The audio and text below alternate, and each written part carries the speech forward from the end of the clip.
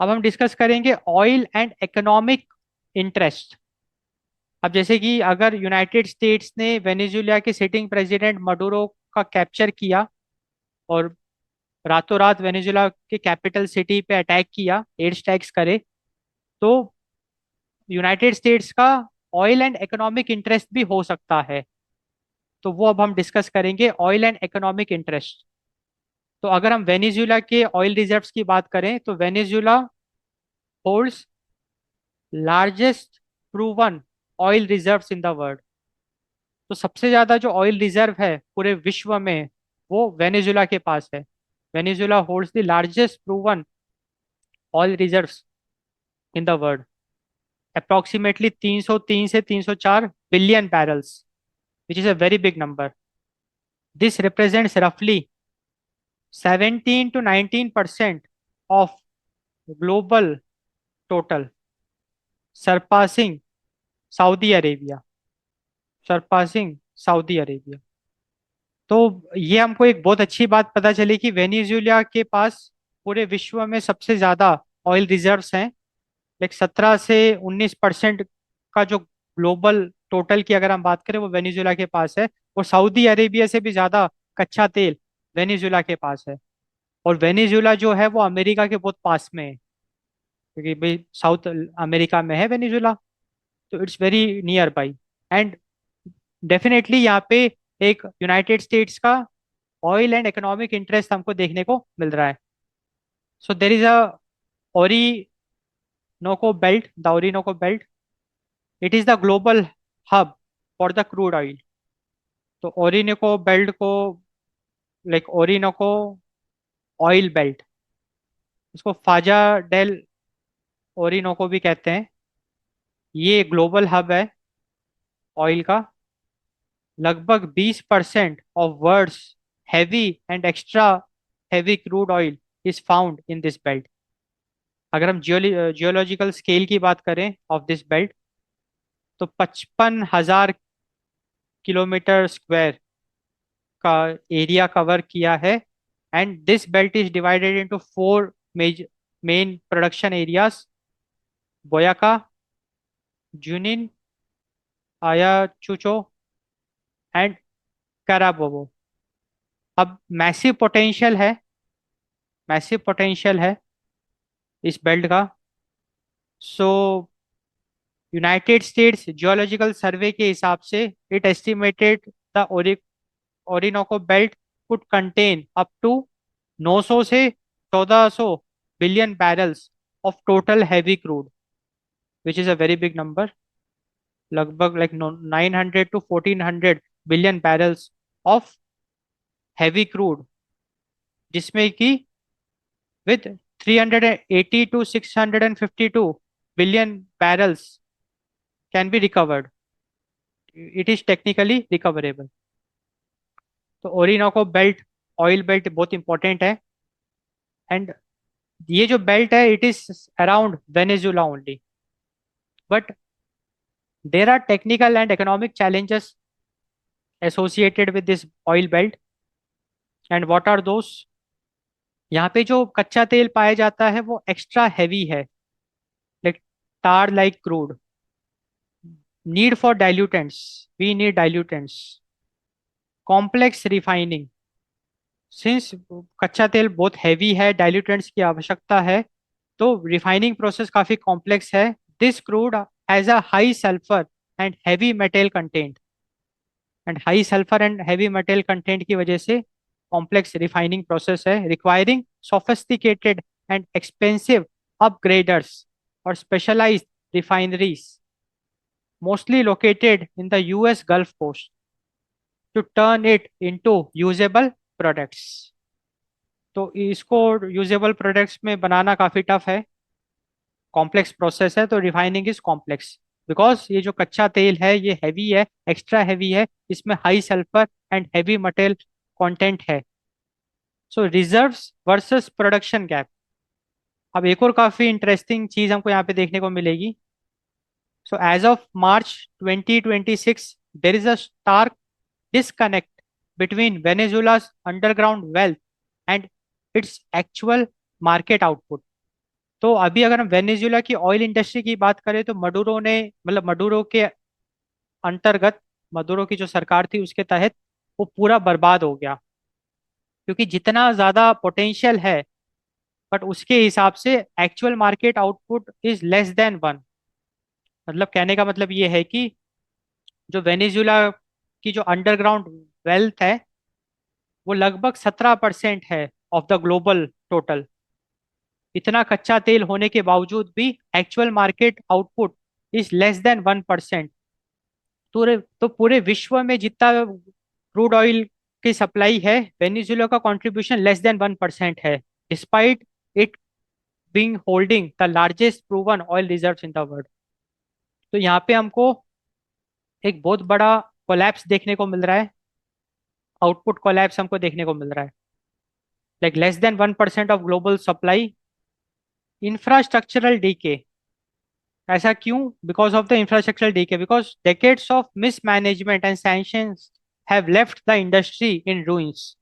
Experts estimate that more than 12,000 wells, जो कुएं हैं कच्चे तेल के 12,000 से ज्यादा in the Orinoco belt, and fewer than 2,000 are currently functional. तो मतलब कि ओरिनोको बेल्ट में जो 12,000 से भी ज्यादा जो कच्चे तेल के कुएं हैं उसमें सिर्फ 2,000 ही ऑपरेशनल है। 8,000 कुएं तो अभी ऑपरेशनल ही नहीं है, मतलब वहां से तो क्रूड ऑयल का एक्सट्रैक्शन अभी हो ही नहीं रहा है। मतलब 10,000 से ज्यादा जो ऑयल वेल्स हैं अभी वो यूटिलाइज ही नहीं करेगा। तो it is like a very big gap and investment needs. अब जो वेनेजुएला की जो इंडस्ट्रीज है, ऑयल इंडस्ट्री, उनको पैसे की जरूरत है, they need investment, they need investment. तो returning to historical production levels of 3.5 million barrels per day, it requires over $180 billion in investment over the next 15 years। तो वेनेजुएलियन ऑयल इंडस्ट्री को 180 billion dollar से ज्यादा का investment चाहिए over the next 15 years. तो हमने Venezuela का जो ऑयल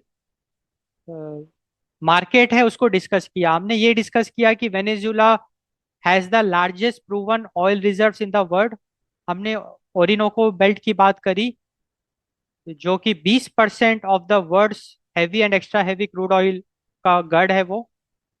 एंड हमने टेक्निकल एंड इकोनॉमिकल चैलेंजेस भी देखे कि एक्स्ट्रा हैवी क्रूड ऑयल है तो कॉम्प्लेक्स रिफाइनिंग प्रोसेस है। और हमने वेनेजुएला का ऑयल इंडस्ट्री का जो बुरा हाल है वो देखा कि लाइक 17% से ज्यादा का ग्लोबल मार्केट शेयर है इन terms of the crude oil. मतलब इतना ज्यादा कच्चा तेल वेनेजुएला के पास है, बट अगर प्रोडक्शन की बात करें तो less than 1% of the global supply. तो वहां पे हमने देखा कि ऑयल इंडस्ट्री में बहुत ज्यादा मिसमैनेजमेंट है एंड वेनेजुएलियन इंडस्ट्रीज को 180 बिलियन डॉलर की आवश्यकता है over the next 15 years to operate, to bounce back. अब यूनाइटेड स्टेट्स का क्या इंटरेस्ट हो सकता है in the Venezuelan oil? Energy security. देखो अभी तक यूनाइटेड स्टेट्स ना मिडल ईस्ट में बहुत ज्यादा डिपेंडेंट था। अब Venezuela is a very good market for United States, so for energy security can one of the potential motive for oil and economic interest। Control of oil supply, मतलब United states Venezuela के through global oil supply को control कर सकता है, क्योंकि अगर वो ऐसा कर पा रहा है तो वो एक तरीके से पूरे like global trade, global energy trade को कंट्रोल कर पा रहा है। And reviving Venezuelan oil production, ये भी एक बहुत इंपॉर्टेंट रीजन हो सकता है for the capture of Maduro, क्योंकि मडुरो के under, when Maduro was the president, Venezuelan oil industry पूरी तरीके से कोलैप्स कर गई। वेनेजुएलियन ऑयल इंडस्ट्री पूरी तरीके से कोलैप्स कर गई। तो अब यूनाइटेड स्टेट्स का ये भी एक वजह हो सकता है for the capture of Maduro, so that they can revive the Venezuelan oil production. And ultimately one of the very important goal or the objective of US is to reduce the influence of Russia, China and Iran in the region। अभी हाल ही के सालों में हमको Russia, China and Iran का influence देखने को मिला इन Venezuela. तो अगर हम रशिया की बात करें, अब बात ऐसी है कि देखो, वेनेजुला ने रशिया के डिफेंस सिस्टम्स यूज किए। लाइक वेनेजुला का जो एयर डिफेंस सिस्टम्स थे वो रशियन मेड थे, like S-300, Buk M2। And जब यूनाइटेड स्टेट्स ने एयर स्ट्राइक्स किया on Venezuela, these defence systems they failed completely. तो रशिया का क्या रिएक्शन रहा on the capture of Maduro? Russia was silent, no concrete military action was taken to reverse the outcome. हमको military failure भी देखने को मिला, क्योंकि despite of Russian defence systems, United State forces were able to penetrate Venezuelan air space and captured Maduro. अगर हम China की बात करें, चाइना का क्या रिस्पॉन्स था? तो देखो, चाइना का अगर हम इन्फ्लुएंस की बात करें ऑन वेनेजुला, चाइना ने वेनेजुला को बहुत ज्यादा लोन दे रखा है। ओवर $60 बिलियन से भी ज्यादा का लोन दे रखा है since 2007। And Venezuela is paying back that loan in terms of oil. Venezuela China को कच्चा तेल सप्लाई करती है as a repayment for the loan. अब वेनेजुला की सरकार बदल गई। अब वेनेजुला में जो इंटरिम गवर्नमेंट है वो यूएस बैक्ड है, एंड यूएस सैंक्शंस रिलीफ भी हमको देखने को मिल रहा है। And the aim is to limit the Chinese influence, क्योंकि अब चाइना के सामने जो सबसे बड़ा चैलेंज है वो है सिक्योरिटी ऑफ दीज लोन्स। क्योंकि चाइना ने वेनेजुला को इतना जो मोटी रकम दी है, $60 बिलियन, चाइना यही चाहेगा कि ऑयल एक्सेस बना रहे सो दैट वो उस रकम को वसूल ले। अब वेनेजुला में यूएस का बहुत ज्यादा हमको इन्फ्लुएंस देखने को मिलेगा। एंड चाइना के सामने ये एक बहुत बड़ा डर है कि जो नई सरकार बनेगी, इट में shut down the assets of China. Like the China ने वेनेजुला में स्पेस ट्रैकिंग स्टेशन बनाया है, वो भी शट डाउन हो सकता है। एंड जो नई सरकार बनेगी वेनेजुला में, हो सकता है कि वो चाइना को सप्लाई ना करे ऑयल। सो चाइना के सामने भी बहुत बड़ा चैलेंज है because of the capture of Maduro. And Iran की अगर हम बात करें, तो ईरान के लिए ये एक ऑपरेशनल ब्लो है। क्योंकि ईरान क्या करता था, ईरान का इन्फ्लुएंस क्या था वेनेजुला में? Iran illicit fund, goods and personal movement in the western hemisphere करता था via Venezuela. So Venezuela was a key partner of Iran in ghost fleet operations for sanctioned oil. क्योंकि Iran पे भी United States ने बहुत सारे sanctions लगा रखे थे, क्योंकि ईरान क्या था, न्यूक्लियर एनर्जी पे काम कर रहा था। एंड इसराइल नहीं चाहता था कि ईरान न्यूक्लियर पावर बने, ना अमेरिका चाहता था। इसलिए अमेरिका ने सैंक्शंस लगाए। एंड ईरान ने क्या किया, वेनेजुला के साथ पार्टनरशिप करी। एंड इलीगली वो वेनेजुला को ऑयल भेजता था, एंड वेनेजुला से वो ऑयल, ईरान का ऑयल, यूएस जाता था। तो that is the ghost fleet. अब जब वेनेजुला में यूएस का इन्फ्लुएंस बढ़ेगा, तो ईरान के लिए क्या नुकसान होगा? ये जितने भी टैंकर्स होंगे, US will sees it, squeezing the economic lifeline. तो ये जो भी घोस्ट फ्लीट है वो कट डाउन हो जाएगा। तो this is the oil and economic interest.